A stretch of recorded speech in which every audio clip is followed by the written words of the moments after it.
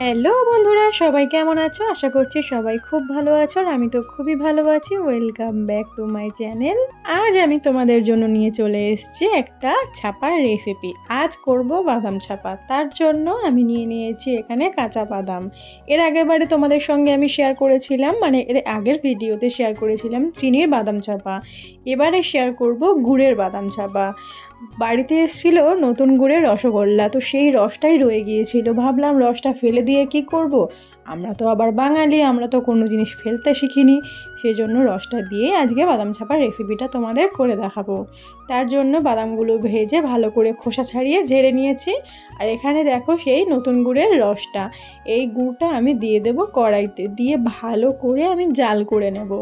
এর আগের অনেক ভিডিওতে আমি তোমাদের বলেছিলাম আমাকে যারা সাবস্ক্রাইব করছো তারা অবশ্যই একটা করে কমেন্ট ছেড়ে যেও, সেই কমেন্ট ধরেই আমি তোমাদের ব্যাগ দিতে পারবো। আমার এই সেটিংসটা একটু প্রবলেম হচ্ছে, সেই জন্য তোমাদের কাছে আমি এই রিকোয়েস্টটা রাখছি। তারপরে এই গুড়ের মধ্যে আমি দিয়ে দিলাম দুটো গোটা এলাচ, একটু ফাটিয়ে ভালো করে এর মধ্যে আমি ঘষে ঘষে দিয়ে দিলাম। দিয়ে আরও কিছুক্ষণ আমি এই গুড়টা জাল করে নেব, যতক্ষণ না একটা গাঢ়ত্ব ভাব আসছে। তো দেখো এই পর্যায়ে আমি বাদামগুলো কিন্তু অ্যাড করে দিলাম। কত সুন্দর লাগছে না? তো বেশিক্ষণ নাড়ানাড়ি করার কোনো দরকার নেই, হালকা কিছুক্ষণ নাড়ানাড়ি করে গ্যাস আমি অফ করে দিয়েছি। আর এখানে একটা পাত্র নিয়ে নিয়েছি, মানে একটা থালাতে আমি অল্প পরিমাণে একটু সর্ষের তেল ভালো করে চারপাশটা মাখিয়ে নিলাম।